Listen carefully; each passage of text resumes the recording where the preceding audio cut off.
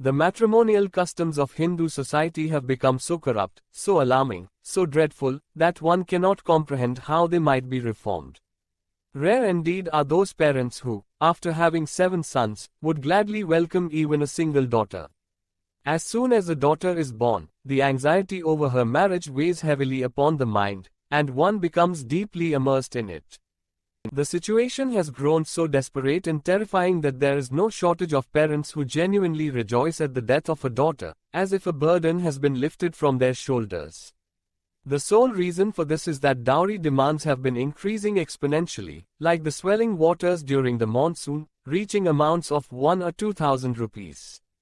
Not long ago, dowries of 1 or 2,000 rupees were matters pertaining only to affluent families. Modest marriages were settled between 500 to 1,000 rupees. Now, even ordinary weddings are not settled below 3 or 4,000. Such is the state of expenses, while the poverty and destitution of the educated society continue to grow. What the end of this will be, only God knows. Even if they have a dozen sons, parents do not worry. They do not consider the responsibility of their sons' marriages as obligatory. It is an optional matter for them, not compulsory. If it happens, they will arrange it. If not, they will say, "Son, eat and earn. When you have income, then get married." The immoral conduct of sons is not considered disgraceful, but the daughter's marriage must be arranged. Where can one escape from that? If there is a delay in marriage and the daughter strays even slightly, then the family's honor is lost. It becomes disgraced, ostracized. If they manage to keep this mishap successfully hidden, then there's no issue. No one dares to disgrace them. But if, unfortunately, they cannot conceal it, if it becomes exposed, then the parents and relatives have no face left to show in the world. No humiliation is more unbearable, no calamity more terrible than this. No affliction can be imagined more dreadful than this. The irony is that same people who have suffered through the difficulties of marrying off their daughters completely forget, at the time of their sons' marriages, how many hardships they had faced. They show not the slightest sympathy but become determined to recover, with compound interest, the ransom they paid during their daughters' marriages, in the marriages of their sons. Many parents become consumed with worry over this. Some marry off their daughters to old men to rid themselves of the burden. There is no opportunity to consider suitability or unsuitability. It's a scramble. Munshi Gulzarilal was among such unfortunate fathers. His circumstances were not bad. He earned 2 to 2,500 rupees a month from his law practice, but being a man of a respectable family and generous heart, he could not save much even with great frugality. He could not avoid showing respect and hospitality to relatives, could not neglect entertaining friends. Then, he had 2 God-given sons, whose upbringing and education were his responsibility. What could he do? The marriage of his eldest daughter was becoming a hard nut to crack. It was necessary that the marriage be into a good family, otherwise, people would laugh, and for a good family, an estimate of at least 5,000 rupees was necessary. Meanwhile, the daughter was growing up. She consumed the same food that the boys ate, but look at the boys, they seemed afflicted by famine, while the girl was becoming like the waxing moon. After much running around, the poor fellow found a boy. The father was in the excise department, earning 400 rupees, and the boy was well educated. He came to his wife and said, "I have found a boy, and the family is impeccable, but the difficulty is that the boy says, 'I will not marry.' The father has tried to persuade him. I have tried, others have tried, but he doesn't budge. He says, 'I will never marry.' I don't understand why he has such an aversion to marriage. He doesn't give any reason. He just says, 'It's my wish.' He's his parents' only son." His wife said, "Did you not call the boy aside and ask him?" Gulzarilal replied, "I called him. He sat and wept, then got up and left. What can I tell you? I even fell at his feet, but without saying anything, he got up and left." She said, "See what we have to endure because of this girl." Gulzarilal responded, "It's nothing. Today's young men are wanderers. They read in English books that in England many people prefer to remain unmarried. This madness takes hold of them, that there is happiness and peace only in remaining free of burdens. All the troubles are in marriage. When I was in college, I too used to think that I would remain single and enjoy roaming about. His wife remarked, in truth, that's the reality. Marriage is indeed the root of all troubles. If you hadn't married, would you have these worries? If I had remained unmarried, I would have lived in peace. About a month later, Munshi Gulzarilal received a letter from the prospective groom. Respected sir, with humble salutations. I am writing this letter today, greatly perplexed and with temerity. Please forgive this audacity. Since your departure, my mother and father have been exerting various pressures on me to marry. Mother weeps, father is angry. They think that I am avoiding marriage out of stubbornness. Perhaps they even suspect that my character has been corrupted. I am afraid to tell them the real reason, as it would grieve them. And it's not unlikely that in their sorrow they might even lose their lives. Therefore, what I had kept secret till now, I am compelled to disclose to you today, and I earnestly request you to keep it confidential and under no circumstances let them get wind of it. Whatever is to happen will happen. Why should I immerse them in sorrow beforehand? For the past 5 or 6 months, I have been experiencing that I am afflicted with consumption. All its symptoms are becoming apparent. The doctors hold the same opinion. I have had my health examined by the 2 most experienced doctors here, and both have clearly said that I have tuberculosis. If I tell my parents, they will weep themselves to death. Since it is certain that I am but a guest in this world for a short time, it is sinful even to contemplate marriage.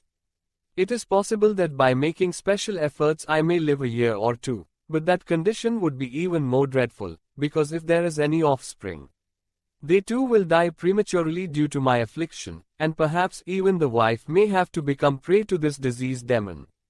Whatever will happen due to my remaining unmarried will happen to me alone, but by getting married, the destruction of several lives along with mine would occur. Therefore, I implore you not to insist on placing me in this bondage, otherwise, you will regret it. Yours faithfully, Hazarilal. Reading the letter, Gulzarilal looked toward his wife and said, "What is your opinion about this letter?" She replied, "It seems to me that he has concocted an excuse." Gulzarilal agreed, yes, that's exactly what I think. He assumes that by feigning illness, we will withdraw. Actually, there is no illness. I saw him, his face was glowing. Illness doesn't remain hidden on one's face. His wife said, "In God's name, proceed with the marriage. No one can read another's destiny." Gulzarilal said, "That's what I'm considering." She suggested, "If you wish, have the boy examined by a doctor. If he truly has this disease, then poor Amba will be ruined." Gulzarilal retorted, "Are you mad? All these are mere pretexts. I know the hearts of these youngsters very well. He must be thinking, I am enjoying life right now. If I get married, how will I have my fun?" She concluded, "Then choose an auspicious time and prepare to send the wedding date." Hazarilal was in great moral turmoil. The shackles of marriage were being forced upon his feet, and he could do nothing. He had told his prospective father-in-law his whole story, but no one believed his words. He lacked the courage to tell his parents about his illness. Who knows how they would react, what they might do in their grief? At times, he thought of sending a doctor's certificate to his father-in-law, but then reconsidered, what if they didn't believe that either? Nowadays, obtaining a medical certificate is not difficult. They might think he had bribed a doctor to write it. The insistence on marriage was so intense, and the doctors had clearly stated that if he married, his life's thread would become even weaker. Instead of months, it would be a matter of days. The wedding date had arrived. Preparations for the marriage were underway. Guests were coming and going, and Hazarilal wandered about restlessly. He thought, where should I go? The very thought of marriage made his soul shrink. Ah, what will happen to that helpless girl? When she learns the truth, what will she think of me? Who will atone for this sin? No, I will not commit this grave injustice upon that helpless girl. I will not cast her into the fire of widowhood. My life is of little worth. If I don't die today, I'll die tomorrow or the day after. So why not die today? Today itself, end life, and with it, all worries, all calamities. Father will weep, mother might give up her life, but at least a girl's life will be saved. After me, no unfortunate orphan will lament. Why not go and tell father? He will grieve for a day or two. Mother will fast in sorrow for a day or two, no matter. If the suffering of my parents can save the life of a young woman, isn't that a small price? Thinking this, he slowly rose and came to stand before his father. It was 10 o'clock at night. Babu Darbarilal was lying on his cot, smoking his hookah. He had spent the whole day running around arranging the tent, paying advances to the musicians, organizing fireworks and decorations. He had spent hours with the Brahmins, deliberating over rituals. At this moment, he was just straightening his back when, suddenly seeing Hazarilal before him, he was startled. Observing his pale face, tearful eyes, and anguished expression, he became somewhat worried and said, "Why, Lalu, are you feeling unwell? You seem sad." Hazarilal said, "I wish to tell you something, but I fear you might become displeased." Darbarilal replied, "I understand, it's the same old matter, isn't it? If it's anything else, feel free to tell me." Hazarilal said, "No, it's a new matter. I wish to say something on the same subject, though." Darbarilal said, "You want to say, don't bind me in this. I am unworthy. This burden I cannot bear, the shackles will break my neck, and so on. Or is there something new?" Hazarilal continued, "No, sir, it's a new matter. I am ready in every way to obey your command, but there is one thing I had kept hidden till now, which I wish to disclose. After this, whatever you decide, I will accept." In humble words, Hazarilal revealed his situation, described the doctor's opinions, and finally said, "In such circumstances, I am certain that you will not compel me to marry." Darbarilal gazed intently at his son's face. There was no sign of pallor. He did not believe this statement, but to conceal his disbelief and express his profound sorrow, he remained in deep thought for several minutes. Then he spoke in a pained voice, "Son, in this situation, marriage becomes even more necessary. God forbid we have to see that dreadful day, but by getting married, at least we will have some token of you. If God grants us a grandchild, that will be the staff of our old age.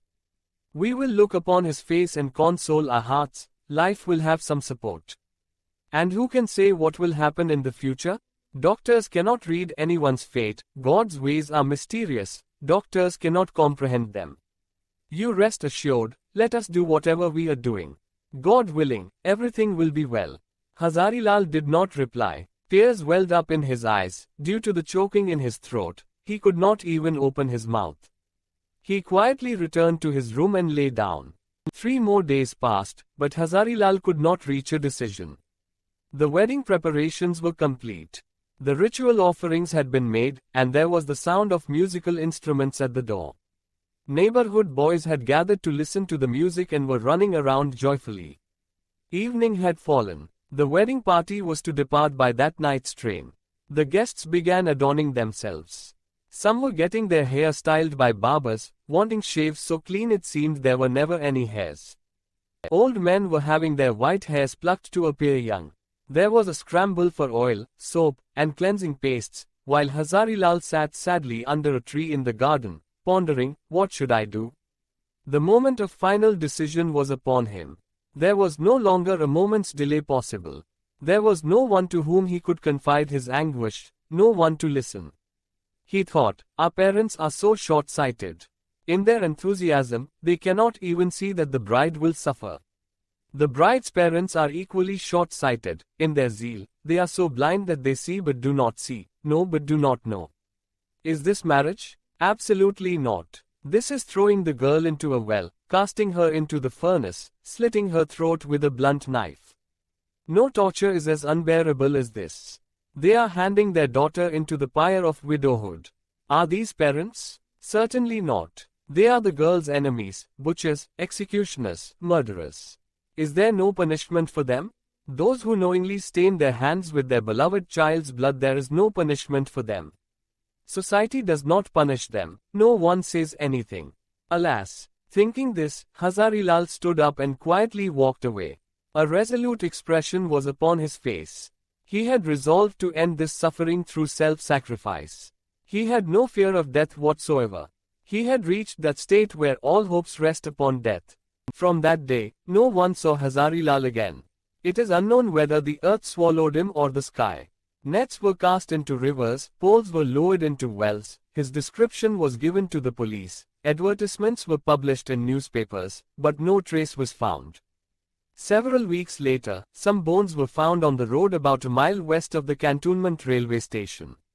People surmised that Hazarilal had thrown himself under a train, but nothing was known for certain.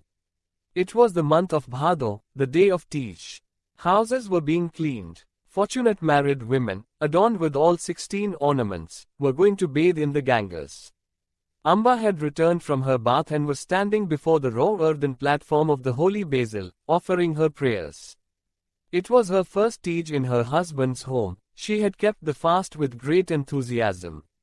Suddenly, her husband came inside, looked at her with smiling eyes, and said, "Who is Munshi Darbarilal to you? A Tej gift has come for you from them. The postman just delivered it." Saying this, he placed a parcel on the court.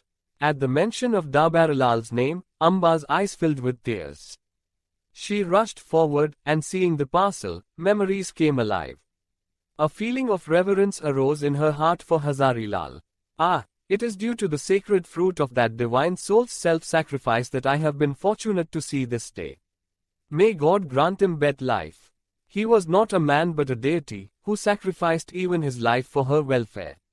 Her husband asked, "Is Darbarilal your uncle?"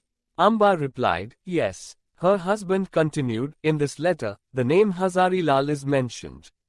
"Who is he?" Amba said, "He is Munshi Darbarilal's son."